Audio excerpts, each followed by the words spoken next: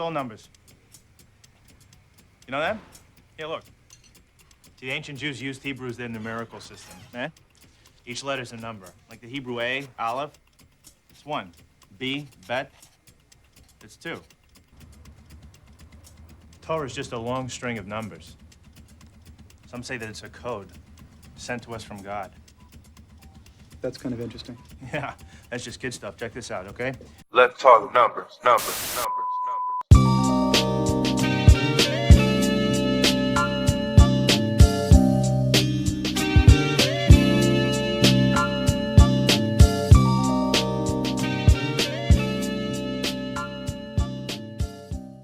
Hey, what's good everybody? It's your boy, Seethruthescript here, back with another video, and this time we're going to be talking about the number 26 and its relevance within the practice of English Gematria.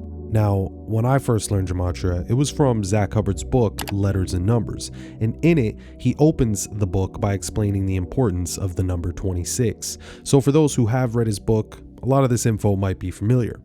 But without further ado, let's get into it. So to start, we got to learn a bit more about the history of the English alphabet. Bear in mind, this will be a brief summary, so I recommend those who are really interested to take the additional time to do more research. The origin of the early alphabetic system, which started developing in ancient Egypt, was a Proto-Sinaitic, aka Proto-Canaanite form of writing. Some 700 years later, the Phoenicians took the Egyptian graphemes and shaped them into a 22-letter alphabet. They were only consonants with no vowels at all. When the Greeks added vowels to the Phoenician alphabet in 750 BC, it was considered as the successful and final form. But this was only the beginning of remodeling and reshaping of the true alphabet. However, together with some true Etruscan characters, it set foundations to the Latin alphabet, and it was spread by the Romans on their conquest. Fast forward to the 15th century, the printing press was introduced to Great Britain by William Caxton. By this time, the English language was standardized. From being used interchangeably, the letters V and U were separated, with the former becoming a consonant while using U as a vowel. At this point, the alphabet was pretty much set. There was just one letter missing, and that letter was J. J was invented for the Italian language by a man called Gian Giorgio Tresino in the year 1524. It was used in Roman numerals, but back then it was an alternative way of writing I, not its own letter. Before the letter J, Jesus' name was pronounced Jesus. However, something else important to add, like the Greek alphabet, the English alphabet also has vowels. You probably remember the vowels as A, E, I, O, U, and sometimes Y. In fact, our alphabet comes from the first two letters of the Greek alphabet, alpha and beta. And it may not be an accident that the letter A became the first letter of all. In ancient Phoenicia, some 3,000 years ago, the letter A was called Aleph.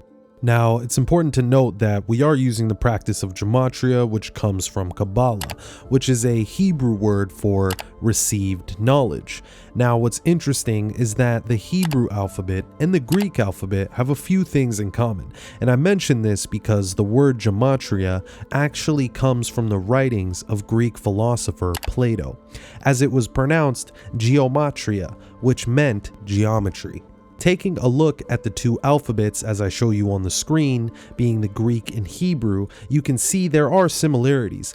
Regardless, both descended from the Phoenician abjad, meaning a sort of consonant-only alphabet. This is why the letters' names are so similar. More so, Gematria is a system developed by practitioners of Kabbalah, aka Jewish mysticism, derived from Greek influence, and became a tool for interpreting biblical texts.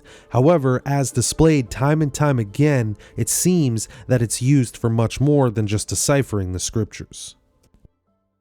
Now, this brings me to my first slide, and before I quickly touch on it, obviously you can see based off what I've stated that the Hebrew and Greek cultures interweave in many ways, and granted I'm using a Jewish practice that drew influence from the Greeks, it's important to note that the word Hebrew equals 101 and Greek equals 26. As this video continues, you'll see how the prime relationship between these numbers connects well with the words they're associated with.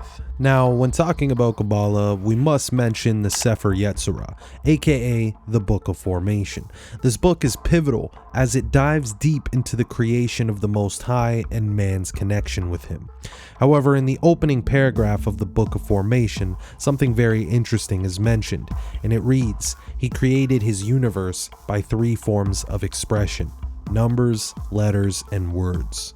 So for those familiar with my channel, you guys know that we are constantly decoding the world around us with numbers, letters, and words. Now, although that was originally written in Hebrew, it doesn't mean it can't be applied to the English language. And with the English language, we have the 26-letter alphabet, which bears the question, why does our alphabet have 26 letters? And for that, let's briefly read from Zach's book, Letters and Numbers. If you were to ask an English teacher why these 26 letters make up the modern English alphabet, you would likely be told it's because English is a Latin language, based in 26 related letters of the Latin alphabet after the fall of Rome. Thus, where the word alphabet comes from, the first 2 letters of Latin, alpha and beta. That answer, while true, neglects the significance of 26 and why it was decided as the official count for English, which in its history has varied between 20 letters and 30 letters, same as Latin. To learn the significance of the number 26 and what sets it apart, we must travel back to the cradle of civilization, to ancient Babylon. Out of this early and extremely advanced society, which gave rise to Egypt, came the world's first alphabet. And with the alphabet came mysticism, still practiced today, pertaining to language known as Kabbalah. It is in this same mysticism where the significance of the number 26 resides. So what one might find fascinating is that if you spell out the entire 26-letter English alphabet in both the English and reverse ordinal ciphers, you get the value of 351. Now, someone's probably wondering like, well, what the hell does 351 have to do with the number 26? Well, similar to how we use prime number relationships to decode and decipher, it's important we use triangular numbers to help us further decipher the world around us. And for those unaware, triangular numbers are a number that can make a triangular dot pattern. Or another way to understand them is if you add the numbers 1 through 26, for example, it equates to 351. Now, the Book of Formation states he created his universe by 3 forms of expression: numbers, letters, and words. Well, shout out to the homie Rambo over at the Truth Codes. He's been putting out phenomenal work for like a minute, well before I was around, and he pointed out how the phrase God communicates through numbers also holds the value of 351. Just like how when you spell out the whole alphabet it equals 351, which again is the 26th triangular number. However, if you actually just spell out the word letter, it so happens to equal 26, and again we got 26 letters in our alphabet. But to take this even further, let me read again from Zach's book, Letters and Numbers. In Kabbalah, the central belief is God created the world with language by combining the number with the letter with the word. This is expressed in the foundational text of Kabbalah, the Sefer Yetzirah, or in English, the Book of Formation. In its opening paragraph, it states, in reference to God creating the world, he created his universe by 3 forms of expression: numbers, letters, and words. This belief about creation from the Book of Formation is in line with the beginning of the Holy Bible, which begins with Genesis, where God speaks the world into existence over the course of 6 numbered days, before resting on the 7th day and making it holy. If you have not read the story of creation from Genesis, God begins each day by making a verbal command, and God said, then bringing something new into the world, from light to water to land to stars to the sun and moon to plant life to living creatures, etc., before concluding with his his last creation, mankind, who is brought into existence in the 26th verse of the Bible on the 6th day, and both numbers for very specific reasons we will reveal. Now let's quickly talk about the Tetragrammaton, which comes from ancient Greek. It is also the 4-letter Hebrew theonym transliterated as Yahweh, the name of God in the Hebrew Bible. Notice God in English Gematria and Yahweh written in Hebrew Gematria both equal 26. However, the religious connections to the Abrahamic faiths and the number 26 don't stop there. Notice the word church and Christian both equal 101. And what does a Christian go to church for? Well, to worship God. Notice the prime number relationships there. Now, in the Islamic faith, they worship Allah as their one true God. Notice Allah equals 101. Again, that prime number relationship strikes again. And as we discussed earlier, God, spelt in Hebrew Gematria, equals 26, while Hebrew equals 101. But let's briefly chat about the number 101. Because when we were in school, we all had to take an introduction course, which was often labeled 101. Now, what we're doing right now is decoding and deciphering using mathematics and numerology. And what's interesting is that if you spell out mathematics in Hebrew, it actually equals 101 using Hebrew Gematria. And today we're exploring the alphanumeric Gematria code. Notice Gematria code equals 101. However, for one to learn said code, someone needs to teach them. As you can see, the word teach equals 26. Now, whether you're religious or not, I'm sure you can agree that God's purpose is to provide us with guidance and teach us right from wrong. However, with that 101 talk out of the way, let's explore some more words that are important in relation to the number 26. In Genesis chapter 1 verse 26, it reads, "Let us make mankind in our image, in our likeness, so that they may rule over the fish in the sea and the birds in the sky, over the livestock and all the wild animals, and over all the creatures that move along the ground." Well, let's break that down. God equals 26, and we're supposed to be made in his image, and throughout most religions, life is often perceived as a test by God. And notice that the word test equals 26, which makes one think why all of this comes from the Testaments. Speaking of that, notice the 260 chapters in the New Testament. But how would one be able to decipher all of this without the ability to count or add up, which way back in time wasn't so common for everyone to be able to do compared to modern times. Now, notice that the word Torah equals 26 as well as Babylon. Scholars continue to debate when the Torah was written, but it's most often believed to have been recorded during the Babylonian captivity, which occurred between the 6th and 7th centuries BC. Now, as mentioned earlier, the creation of language and alphabet stem from the ancient Egyptian civilizations. This leads me to briefly mention the Egyptian god, Thoth, the god of the moon, as well as writing, magic, and wisdom. So it's quite fitting that Thoth holds the value of 26 in Gematria. But as we go on, we start to see how the number 26 is more important to us as humans than we could have ever imagined. And something that we all should have learned in elementary school is that the human body is comprised of 206 bones. Well, notice how the word anatomy equals 26, just like the word bones. Now think about how in the Bible, Corinthians chapter 6, verse 19, it states, "Do you not know that your bodies are temples of the Holy Spirit, who is in you, whom you have received from God?" So is it fair to interpret that God built us with 206 bones and expects us to treat it like a temple, a word that also equals 26, meaning we must cherish our flesh and not taint it, as we will be returned to the Creator at some point, and the goal is to go back as pure as we came in.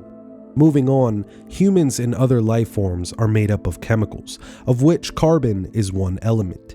Carbon is actually the most crucial structural element and the reason we are known as carbon-based life forms. It is the basic building block required to form proteins, carbohydrates, and fats. Breaking carbon bonds into carbohydrates and proteins is our primary energy source. When one thinks of carbon, what should come to mind is carbon-12, which is comprised of 6 protons, 6 neutrons, and 6 electrons, and is the main element that forms all structures of life. This goes back to Revelation 13:18, where it reads, "This calls for wisdom. Let the person who has insight calculate the number of the beast, for it is the number of a man. That number is 666. This verse seems to be hinting at the relationship between science and religion. Now, as discussed earlier, we know that the human body is comprised of 206 bones, and the word bones equals 26. However, I've yet to mention that the word skeleton equals 101, which we know is the 26th prime number. However, what happens to a body once they have passed away? Well, they are laid to rest in a graveyard, which equals 101, to rest in their grave, which equals 26. When it comes to God, it's undoubtable our brain was given to us for the ability to use logic, to think, and to focus. Notice, all those words hold the value of 26, but let's ponder on that, because one who lacks the ability to use their brain to think fails to use logic, but without the ability to think most likely means you struggle to focus in the first place. Moreover, typically when one believes in God, it gives them hope and faith. As no one is perfect, and in a world full of temptations, many are likely to fall victim to some sort of sin. And when one sins, they hope to atone, meaning to make amends as for a sin or fault, in hopes that in the afterlife their soul makes it to heaven. Again, this truly brings the number 26 into perspective. Now, for centuries and centuries, the Roman Empire, which is now essentially the papacy, has been hard-pressed on being the middleman between God and his creations. Throughout the Roman Empire's reign, they've had the popes claiming to be infallible and practically the gods on earth. For centuries, they have guarded and hid knowledge from people in hopes these people would blindly follow their commandments, and to do this, they had to use lies and secrets. Now, some have even alluded to God being an acronym for the phrase grantor of dominion. The word dominion is defined as control or the exercise of control, essentially referring to sovereignty. Now, the word sovereign has everything to do with power. It often describes a person who has supreme power or authority, such as a king or queen, those who view themselves as above the law, even God's laws. But it seems that the Roman Empire, which is represented through the papacy, is the one granting themselves as sovereign, while we, the regular folk, follow their authority as the Almighty. But to go even deeper into this topic, I highly recommend checking out the channel Justinian Deception on YouTube. I promise you guys the content on there will truly blow your mind. But notice what I have on the screen. God wants us to all have the knowledge, but there are many things that are held as secrets, which many believe the papacy may even hold some answers to in their vaults, but they often lie to maintain their image as God's people. But anyways, guys, these are just my interpretations and perspectives from what I've learned over the years. So whether you agree or disagree, you're more than welcome to comment down below and tell me what you think. Otherwise, I really appreciate all of those who stuck around and watched the whole thing. But by now, y'all know the drill. Please be sure to beat the hell out of that like button, drop a comment, share the video, and most importantly, subscribe, man. Remember, all of those things are free to do. But other than that, it's been your boy Script, and I'll catch you on the next one. Peace. Peace. Peace.